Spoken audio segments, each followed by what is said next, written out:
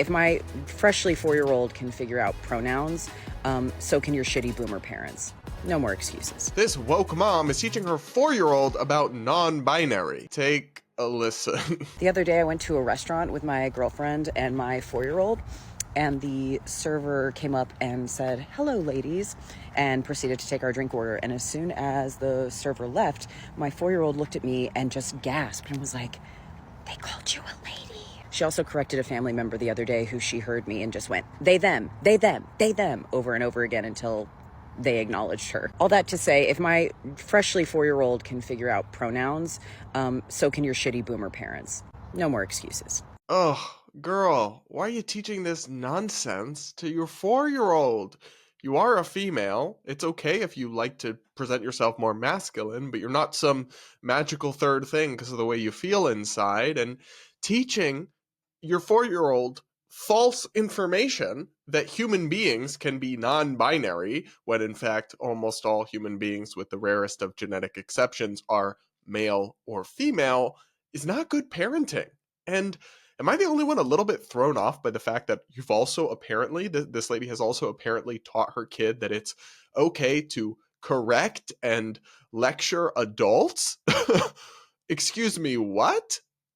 That's not something that very young children should be doing or be encouraged to do. I saw this video and I thought it was kind of wild and not very good parenting, but apparently a whole lot of people on TikTok saw this and ate it up and thought this girl was doing amazing. I'll read a few of the comments here. "My mother-in-law constantly misgenders my kid's stuffed animals, and my kid takes her to task over it. The kids are all right." Well, actually, it sounds like your kid is kind of rude and disrespectful and you encourage it. So that's not great. Another comment: "I love a child correcting people on pronouns. Our youngest does it too." Another person said, "Having kids affirmed my gender so much, which honestly was the opposite of what I was preparing for." I don't think as a grown adult you should be dependent on children for validation of your identity, but what do I know? Another person wrote, "My 5-year-old is always correcting people for her aunt's pronouns. My 9-year-old," another comment reads,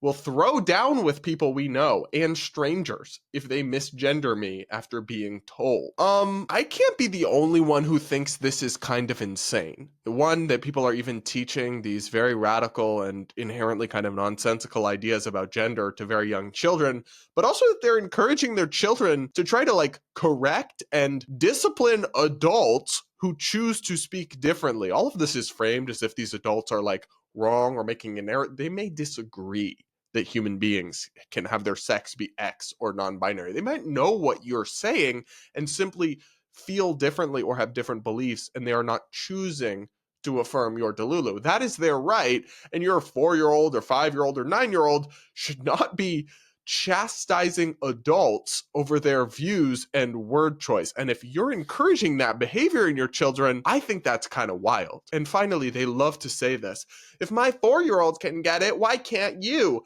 That is simply not the bar you think it is, babe. I'm sure I could convince many 4-year-olds that I'm really from another planet.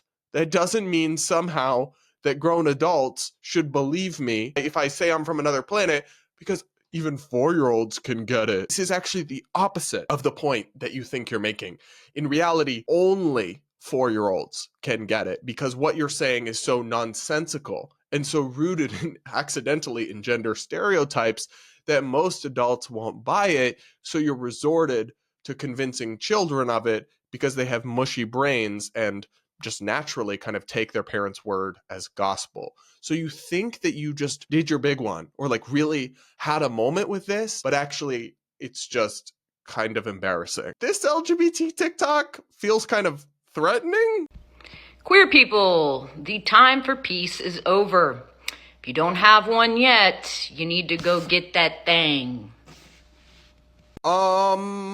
Look, I'm all about the Second Amendment. I believe in the right to self-defense for all Americans, and that includes everybody. That includes LGBTQIA and the rest of the Wi-Fi password movement. It absolutely includes just everyday gay people like myself who might need to protect themselves depending where in the world or in the country they're living. But the way this person said it made it feel like a threat. It's not supposed to be threatening. It's supposed to be about self-defense, not scaring or intimidating people or threatening them. And also, I'm sorry, but it all seems rooted, like there's hashtag marriage equality posted at the bottom of this video, in this made up idea that like gay, lesbian, and bisexual people's rights are under attack. They're just not. And please don't spam me in the comments with, oh, this red state introduced a meaningless resolution that has no legal binding power, calling on the Supreme Court to overturn gay marriage. Yeah, I know, but those are kind of irrelevant unless the Supreme Court were to actually do it, which it isn't going to do. And these are non-binding, basically giant virtue signal resolutions. Regardless, buying guns and violently resisting would probably not be the appropriate response to that. Up next, my favorite pink-haired they, them on Instagram has a message for us. Gender affirming healthcare looks like this: top surgery, bottom surgery, hormone therapy, puberty blockers, but it also looks like this: cosmetic surgeries, body modification, laser hair removal, permanent makeup, hair transplants, Viagra, and much more. And the difference is, cis folks don't get pushback for the very same gender-affirming healthcare, let alone hundreds of bills trying to take away these rights on the basis of fear, misinformation, and ultimately, fake science. Yes, gender-affirming healthcare for trans folks is medically necessary, safe, and backed by decades of research and supported by every major medical association. And even though all this information is already available, people still don't listen because it's not the real point they're trying to make. It's never been about safety or sports or bathrooms or science, because all those things actually point to and benefit from the inclusion of trans people. It's always been about denying the rights of trans people because you simply don't want them to exist. But trans folks have always existed and always will. So respect our existence or expect resistance. Again, not the like vaguely threatening nature of the end. Expect resistance. What are you gonna do? Attack us with your army of stuffed animals? It's just, I mean, knock yourself out, live your life, but it's odd to me for an adult to have that many stuffed animals.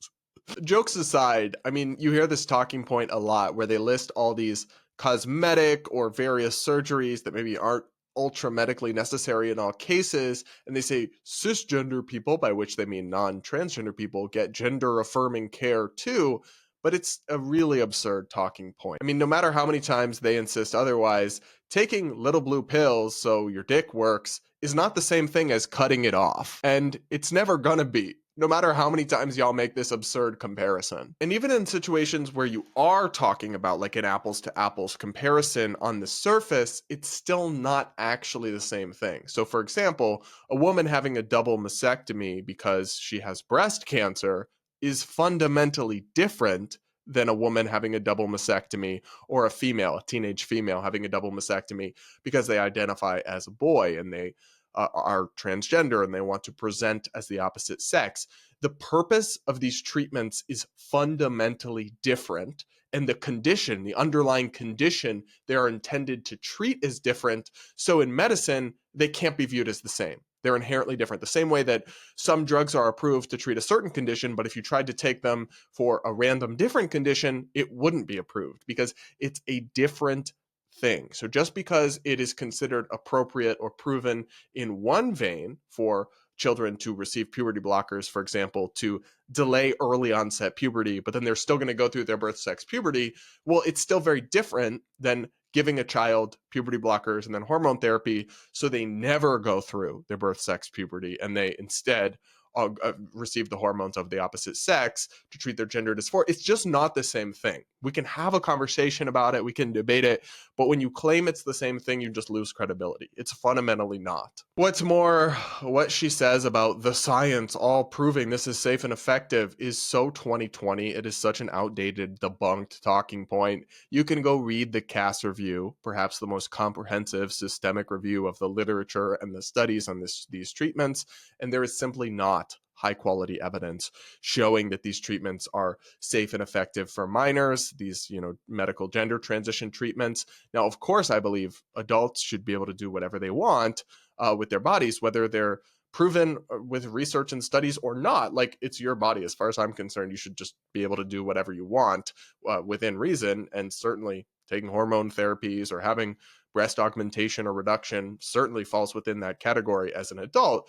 But to claim all the science says it's safe and effective for kids to take puberty blockers and never go through puberty and have cross-sex hormones is simply a lie or a complete falsehood.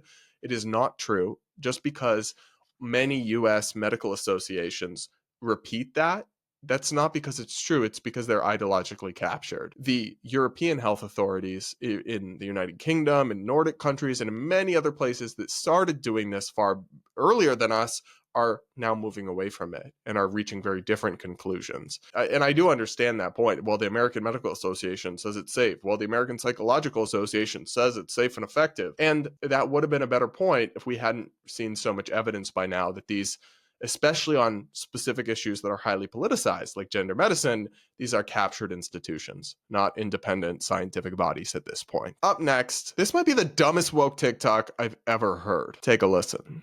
Craziest part of MAGA folks and like the Trump administration to me is their take on trans people, because I can conceive hatred as like a human thing, right? Like a humans hating another group of humans, that's a classic human moment, right? If they were like, I hate trans people, I would completely disagree, but I could conceive that as like a human thought.